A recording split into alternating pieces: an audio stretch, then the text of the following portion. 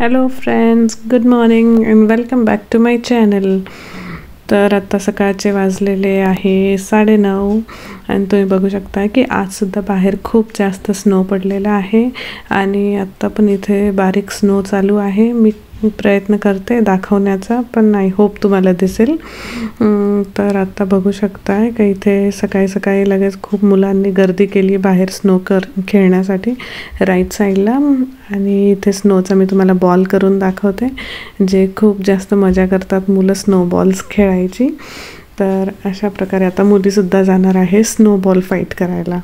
तर हे बघा, मी तुम्हाला आता दाखवते की राईट साईडला किती जास्त तिकडे गर्दी आहे, की खूप मुलं स्लेज आणि स्कीइंग वगैरे खेळतात. तर माझा चहा झाला आहे रेडी, तो मी आता गाळते आणि मस्त असा चहा गरम गरम आलं घातलेला चहा मी आता एन्जॉय करणार आहे.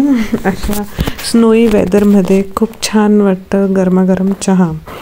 तर आता हा परत स्नो जो सुरू झाला आहे तो मी कॅप्चर करायचा प्रयत्न केला आहे आणि तुम्ही बघू शकता की थोडा हलका हलका दिसतो आहे. खूप मोठे असे स्नोफ्लेक्स नाही पडत आहे, पण छान आहेत. आणि तिकडे समोर बघा की स्नो स्लेज दिसेल तुम्हाला, एक मुलगा जी खेळतो आहे.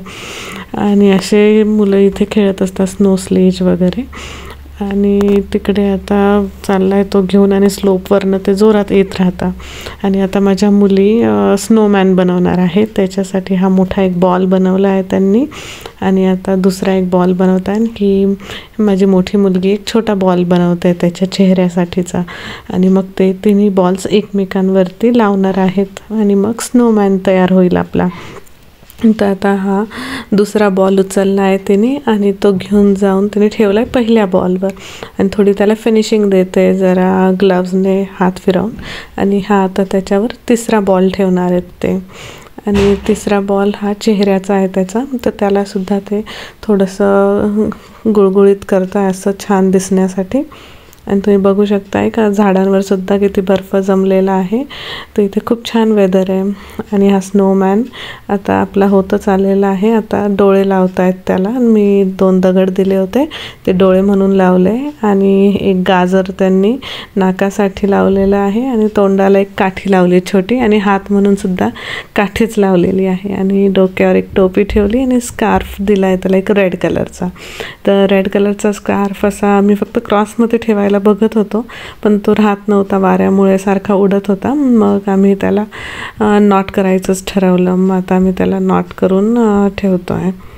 तर ह्या इथे माझ्या डायनिंग टेबलच्या चेअर्स आहेत ज्या व्हाईट कलरच्या आहे, पण मला भीती वाटत असते की व्हाईट कलरवर काही सांडलं तर डाग वगैरे पडतील, कारण घरात लहान मुलं येतात वगैरे, तर म्हणून मी याला त्यासाठी कवर शिवते.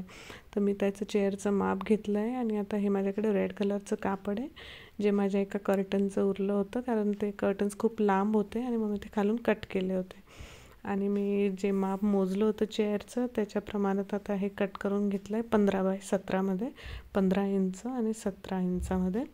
आणि मग त्याला मी थोडासा कर्व देऊन आता मला हवा तसा शेपमध्ये कट करणार आहे. तर हे तुम्ही बघू शकताय का मी आता हे कट केलेलं आहे थोडासा राऊंड शेप देऊन. तर ते झाल्यानंतर मी आता याला लेस लावणार आहे. तर मी तुम्हाला दाखवते का मी मशीनवर कसं शिवणार आहे. तर मी आधी याच्यासाठी नाडी शिवून घेते. मागे बांधण्यासाठी आपल्याला नाडी लागणार आहे, तर ती नाडी शिवते आहे. आणि ही नाडी शिवून झाल्यावर मी त्याचे कट करणार आहे छोटे पीसेसमध्ये. तर आता हे मी लेस लावून घेते तिन्ही बाजूंना. मागच्या बाजूला मी काही लेस लावणार नाही, मागच्या बाजूला मी ती नाडी लावते आहे. साधारण मी 10 ते 12 इंचाची नाडी घेतलेली आहे मागे बांधण्यासाठीची. आणि आता ती मी फिक्स करून घेते आहे. नाडी फिक्स झालेली आहे. आणि आता मी तुम्हाला दाखवते की याला फिनिशिंग येण्यासाठी मी एक दाब टिप पण टाकणार आहे, की लेस मी सरळ बाजूला करून घेणार आहे आणि मग त्याच्यावरती दाब टिप टाकेल मी, की त्याच्याने खूप सुंदर अशी फिनिशिंग दिसते. तर थोडा वेळ जातो, पण हो त्याच्याने फिनिशिंग खूपच छान येते. आणि आता ही दाब टिप टाकली का हे आपलं रेडी आहे. तर मी हे तुम्हाला माझ्या चेअरला लावून पण दाखवते. तर हे तुम्ही बघू शकता की मी चेअरला लावलेलं आहे. याच्यामध्ये लेस तुम्हाला इतकी क्लिअर नाही दिसत आहे, पण मी प्रयत्न करते दाखवायला. ही नॉट बनवल्या होत्या मी ज्या तुम्हाला सांगितल्या मागे, आणि ही लेस आहे लावलेली. तर अशा प्रकारे हे तयार झालं आहे. आणि रात्रीच्या जेवणात आम्ही मागवले होते पिझ्झा. तर हा आहे चीज पिझ्झा. हा आहे चिकन पिझ्झा आणि हे आहे फलाफल, त्याच्यासोबत हमस. फलाफल आणि हमस खूप छान लागतं आणि पिझ्झाबरोबर त्यांनी दिलं आहे कॉल्सलॉ सलाड. आणि आता रात्रीचे वाजले आहे 9:30 आणि तुम्ही बघू शकता की बाहेर चालू झाला आहे पाऊस आणि पावसाने जितकाही स्नो होता सर्व गेला आणि आपण बनवलेला स्नोमॅन तुम्ही बघू शकताय तोही पडला आहे आणि अर्धा वितळला आहे तो. तर अशा प्रकारे होता आजचा दिवस. तर चलो bye bye everyone, see you in the next video. माझे सर्व व्हिडिओज लाईक, सबस्क्राईब आणि शेअर करा जर तुम्हाला आवडत असतील तर. Bye, see you in the next video.